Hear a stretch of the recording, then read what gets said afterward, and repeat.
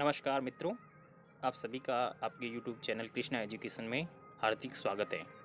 हम पढ़ रहे थे राजस्थान की राजव्यवस्था। अभी तक हमने राजस्थान की राजव्यवस्था में राज्यपाल के 2 भाग पढ़ लिए। आज हम बात करेंगे राज्यपाल भाग 3 के बारे में। हम पढ़ेंगे अब राज्यपाल की जो विधायी शक्तियाँ है उसके बारे में। तो सबसे पहले हमारा जैसे रोज़ का कार्य होता है रिवीजन करना, तो हम रिवीजन कर लेते हैं। क्लास 2 को हमने क्या पढ़ा था उसका हम रिवीजन कर लेते हैं। क्लास 2 में हमने पढ़ा था राजस्थान जो राज्यपाल है, राज्यपाल की कार्यपालिका शक्तियाँ। तो कार्यपालिका शक्तियाँ के अंदर आर्टिकल 154 में पढ़ा था। तो उसके अंदर कहा था कि राज्यपाल के पास कार्यपालिका शक्तियाँ होती है, वो अपना उपयोग उसका उपयोग किसके करता है, अधीनस्थ अधिकारियों के द्वारा करते हैं। फिर हमने पढ़ा था आर्टिकल 163। आर्टिकल 163 के अंदर होता है ये कि वो स्वाभाविक की शक्तियों के छोड़कर बाकी जितनी भी पावर्स होती है वो मंत्री परिषद की परामर्श पे कार्य करता है। अगर मंत्री परिषद उसको पुनर्विचार के लिए तो नहीं भेज सकता है, वो कौन पुनर्विचार के लिए नहीं भेज सकता है। अगर मंत्री परिषद कोई बिल बनाकर भेजती राज्यपाल पर, उसको हस्ताक्षर करना अनिवार्य है, कुछ एक मामले हैं उसको छोड़ के। आर्टिकल 167 इसके अंदर होता है वो किसकी नियुक्ति करता है। इसमें नियुक्ति होती है 2 जनों की। एक तो मुख्यमंत्री की नियुक्ति करती है। मुख्यमंत्री नियुक्ति के बाद में क्या होगा, मुख्यमंत्री की सिफारिश पे क्या कही जाएगी, अन्य मंत्रियों की नियुक्ति की जाएगी। ठीक है, ये बात हमने की थी। फिर हमने पढ़ा था आर्टिकल 165। आर्टिकल 165 के तहत क्या करता है, महाधिवक्ता की नियुक्ति करता है। महाधिवक्ता की नियुक्ति करता है। फिर इसके अंदर अन्य भी नियुक्तियाँ होती हैं जो राज्यपाल के द्वारा होती है। वो कौन कौन सी नियुक्तियाँ होती है राज्यपाल के द्वारा? वो राज्यपाल के द्वारा नियुक्तियाँ होती हैं आरपीएससी के अध्यक्ष और सदस्यों की नियुक्ति। ठीक है, विश्वविद्यालय के कुलपति की नियुक्ति। कुलपति होता है, कुलाधिपति होता है, वो खुद होता है राज्यपाल। कुलपति की नियुक्ति करता है राज्यपाल। ठीक है, फिर नियुक्ति करता है राज्य निर्वाचन आयुक्त। राज्य निर्वाचन आयुक्त जिसको हम पढ़ेंगे आगे आर्टिकल 243 के अंदर, और उसको विस्तार से हम पढ़ेंगे आगे। फिर बात करता है वो किसकी नियुक्ति करता है, राज्य वित्त आयोग की नियुक्ति करता है, जिसको हम पढ़ेंगे आर्टिकल 243 आई के अंदर। फिर और नियुक्ति करता है, किस किस की नियुक्ति करता है? एक तो है ह्यूमन राइट कमीशन, जो स्टेट ह्यूमन राइट कमीशन है, उसके अध्यक्ष की, उसके सदस्यों की कॉलेजियम की सिफारिश पर क्या करता है, राज्यपाल के द्वारा उसकी नियुक्ति की जाती है। लोकायुक्त की नियुक्ति करता है कॉलेजियम सिफारिश के आधार पर।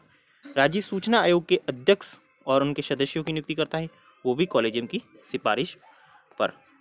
एक कार्य और करता है, ये हर बार सवाल पूछा जाता है, अक्सर देखा जाता है हर एग्जाम में, कि राज्यपाल होता है वो क्या करता है कि उच्च न्यायालय हाईकोर्ट की न्यायाधीशों की नियुक्ति के संदर्भ में राष्ट्रपति को परामर्श देता है, वो नियुक्ति नहीं करता है। ये आरपीएससी और आरएसएम में बहुत बार पूछा हुआ सवाल है। ये आरपीएससी का फेवरेट सवाल है, इस पे स्टार मार्क लगा कर रखें, क्योंकि उच्चतम न्यायालय के और उच्च न्यायालय के जितने भी न्यायाधीश हैं उनकी नियुक्ति कौन करता है, वो राष्ट्रपति करता है। उच्च न्यायालय है, उच्च न्यायालय की नियुक्ति हेतु उसके संबंधी राज्य के राज्यपाल से परामर्श लेता है, वो राज्यपाल के द्वारा लिया जाता है। फिर हमने बात की थी आर्टिकल 166 के बारे में, 166 के बारे में बात की थी। इसके अंदर क्या होता है, सभी कार्य होते हैं वो राज्यपाल के नाम पर होते हैं। ठीक है, तो राज्यपाल क्या करेगा, सभी विभागों का बंटवारा करेगा और कार्यों का आवंटन करता है, उसके नियम बनाता है। फिर हमने बात की थी आर्टिकल 167 की। इसके अंदर क्या होता है, राज्यपाल क्या होता है, मुख्यमंत्री राज्य सरकार का जो प्रशासन, विधायन, प्रस्ताव के संबंधी कोई भी कार्य है उसकी इंफॉर्मेशन ले सकता है। ये करना मुख्यमंत्री का कर्तव्य है।